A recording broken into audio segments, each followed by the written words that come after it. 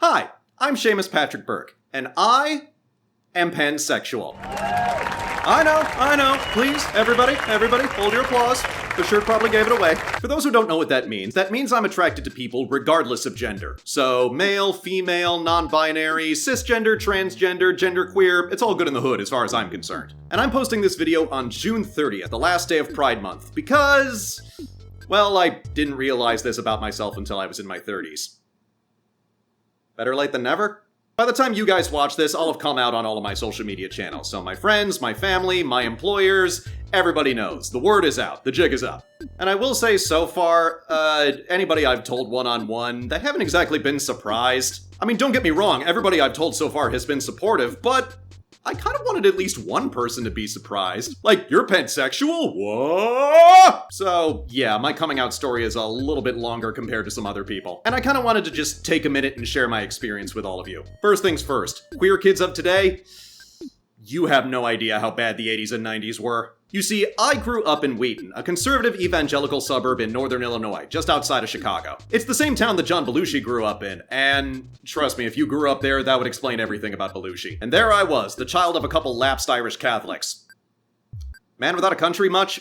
Let me tell you, if you're not an evangelical, it's kinda surreal growing up around them. I would see my neighbors and ask what they did on the weekend, and they would say, "Oh, I went to the lake and I found Jesus." And I'd always be like, "Oh, is that where he's been the entire time?" Don't get me wrong, I always had liberal politics and I always supported my LGBT friends, but it's interesting how an environment like that influences you whether you know it or not. You kind of feel like you're constantly meeting people halfway just to get through the day. I remember at one point my Facebook page said my politics were socially liberal and fiscally conservative.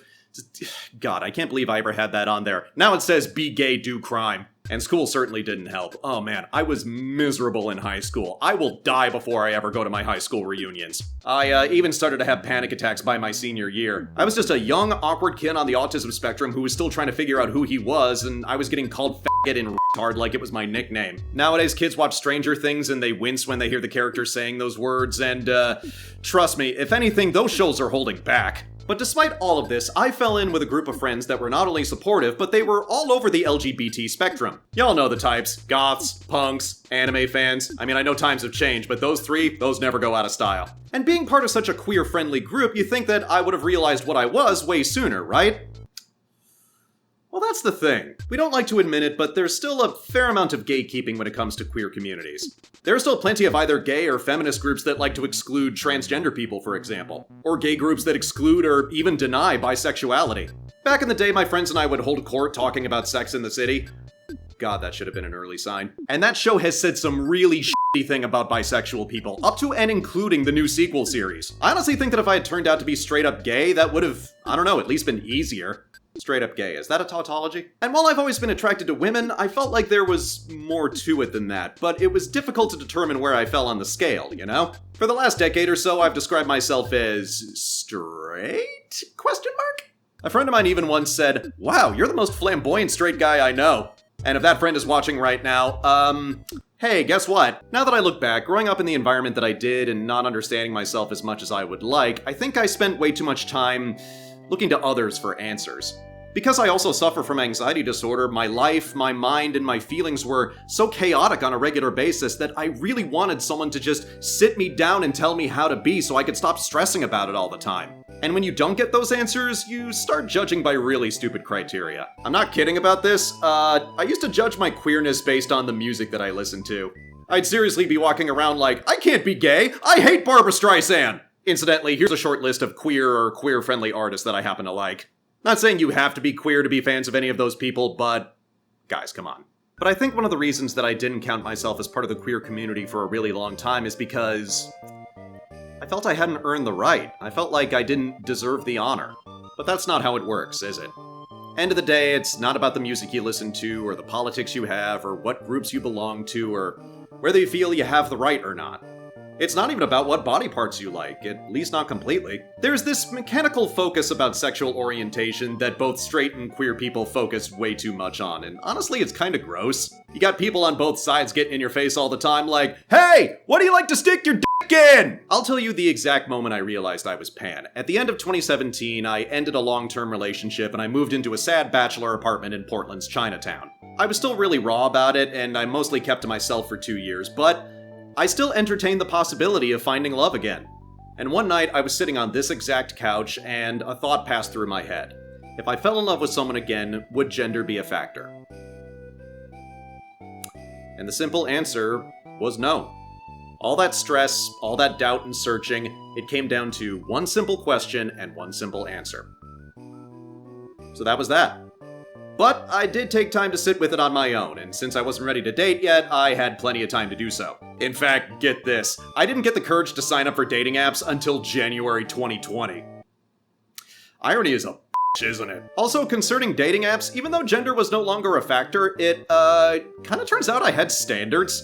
Pansexual means I'm attracted to the person, and turns out there's plenty of people I'm not attracted to, even when that includes the entire spectrum of humanity. No. No. No. Oh, hell no. So why come out now? Why be public about this? Why gotta keep shoving it in our faces, man? Nah, just kidding. Well, first off, things are way different than when I was a kid. Young people today not only have the tools to discover and express who they are at an earlier age, but they also have the support of their friends, family, and communities, and that's fantastic! But just as many people are still in danger of having those rights trampled on or taken away. Just 1 week ago, Roe v. Wade was repealed by the Supreme Court, throwing the abortion rights for many Americans into jeopardy. And right after they did, Clarence Thomas hinted that they were going to come after contraceptives and gay marriage next. And even before that, horrifying laws were being put into place that were trampling on the rights of transgender people, especially transgender kids. LGBT kids have more available to them than when I was young. Yes, but there are just as many people from the older generation that are either trying to take away their rights or make their lives more miserable. But the LGBT community is fighting back. And they should. We've come too far to have all of this taken away from us. And I realized I need to stand up and be counted. The queer youth of today, they're braver than I could ever express. And I need to live up to their example. Before I sat down to make this video, I had some friends and family express that they're worried about me. They're worried that I'm gonna be putting myself at risk. And maybe I am. But I honestly don't care anymore. I got called faggot like it was my nickname, remember? That was before I even realized I was one. Hell, I'm an adult who lives in a very liberal city, and the last 2 years alone have reminded me that risk is always gonna be around, no matter where I am or what I do. I'm done doubting myself and I'm done being afraid. Now is the time to stand up and fight. And I plan to fight right alongside you. I was so desperate for someone to give me answers and to give me an identity for such a long time, but I realized I had to stand up and claim it. This is who I am. This is for me. And now that I've got it, I'm not letting anybody take it away from me. So in the meantime, thanks for watching. Sorry I was late to the party, but I wouldn't have missed it for the world.